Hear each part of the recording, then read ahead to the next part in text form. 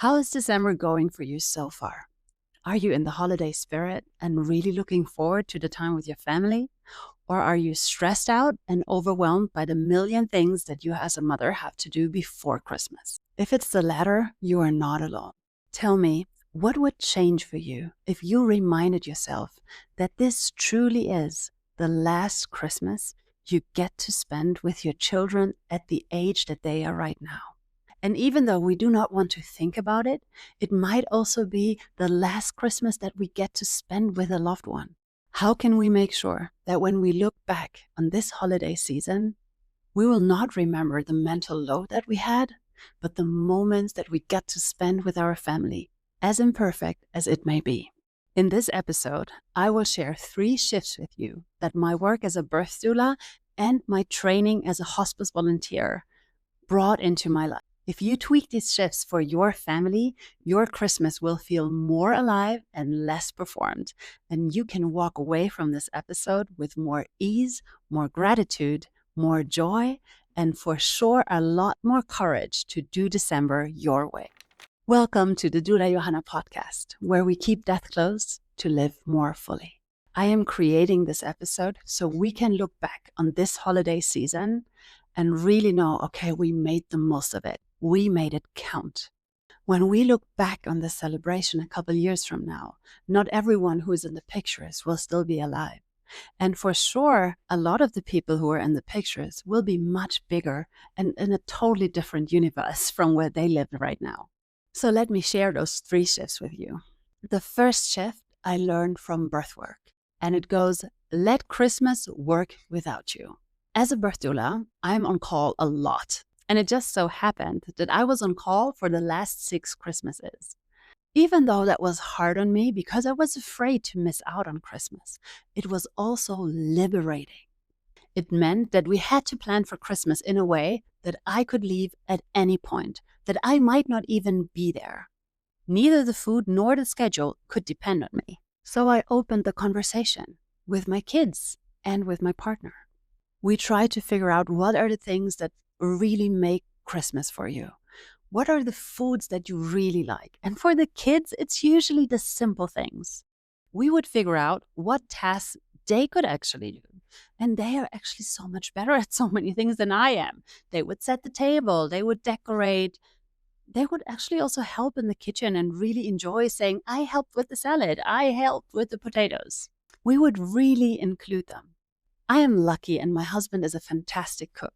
But still, as I care much more about Christmas in general, a lot of the preparations usually are on me. But we were able to figure it out. We were able to simplify things and plan Christmas in a way that I had the freedom of leaving at any moment. And to be honest, this gave Christmas a totally new ease for me. When I knew that I would not even plan for a super complicated dessert as a 5th course, but that I would have some ice cream in the freezer and everybody would just be happy with that, I could enjoy Christmas so much more myself and actually sit there and spend time with everyone instead of stressing out over food. So you don't have to be a doula to use this shift for your family. You can just pretend. Often the first step is just admitting to yourself how much you actually do. Write it down and look at the gazillion tasks that are on your to-do list. And then check for which one can you actually delete because they are not crucial to your family's happiness. Which ones can you delegate? And which ones do you actually enjoy doing the most? Pick those and make sure other people contribute. You will see if you plan for Christmas that you could potentially leave at any moment, the whole experience will be so much more joyful. The second shift for me was to simplify gift giving. And this shift was definitely reinforced for me through the end-of-life training that I did this year. I sat down with my children and I asked them, what are the things that matter the most for you around Christmas? And I was actually surprised about their answers because sure, they would mention gifts, but they were definitely not the top one. They really care about family coming over. They are always hoping for snow. They say that they love the smell of cinnamon in every room. Those are the things that really make Christmas magical for them. So I am encouraging them to write down their wishes. I love to see their eyes sparkling when they receive a gift. But I will also let them know that Gifts are not the main priority around this holiday. And we had years where each kid would have 10, 15 presents under the tree, sometimes even more. And it would just go insane. More presents didn't mean more joy. They would just sit there in all the wrapping paper, totally overwhelmed, and not even end up playing with everything until March. And half of the plastic toys would be in the trash by January. So I really don't want that for my family. This is really not what Christmas is all about. The rule that I found really simple to follow regarding gifts for the kids is something they want, something they need, something to wear, and something to read. And that works perfectly for us. They will receive those 4 gifts from us. And if the grandparents want to give them something, we will encourage them to or chip in to get them something from their wish list, or to give them experiences, which is actually my favorite thing, especially when it's with the grandparents.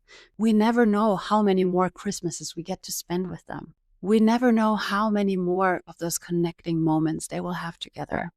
It breaks my heart when I read those statistics where people with mental health problems feel so much worse during the holidays. How families go into debt to make Christmas magical with big gifts. I really don't think that this is necessary for our kids to feel loved and to feel the magic of a family celebration. Which is the perfect segue to my 3rd shift. Find a holiday ritual to shower each other with love. There's a Polish tradition where everyone around the table, before you start dinner, receives a thin wafer called an opłatek. It has a nativity scene on it. It's basically a very thin cracker. And you go around the table and talk to each person that is there. And you break a piece of their opłatek and they break a piece from yours. You eat it and then you wish each other something wonderful for the next year. And I love this tradition. It is so simple, but it brings so much joy to the whole event. I find it especially wonderful for families that are quite imperfect, like mine. As my parents are divorced and my husband's parents are divorced, we often have people at the celebration who do not necessarily get along super well in normal life. But during this ritual, they will still make an effort to shower each other with some love and wish each other well. And this is so powerful to me. I also love it for the children. They have so much fun doing this. They get to be at eye level with the grown-ups because their wishes are also really intentional, powerful, and mean so much to the people around them. And they obviously love it to receive that love, to receive the well wishes for their new year. So creating a tiny ritual like that, it doesn't have to be complicated. Use a cracker, use a cookie, or find your own version of it. But find something to pause the craziness for a second and really sit there and wish each other well. I promise you, this will transform every family celebration to a very intentional gathering that you will not easily forget. And if we do end up losing someone who's close to us, we can look back at the pictures and say, okay, we had that moment. We really made the time and wished each other something wonderful for this new year. As you are still here, I can tell that you care about intentional living. That's why I want to invite you to my intention setting party. It happens on my birthday. It's December 28th. It's usually a tradition that I just do by myself.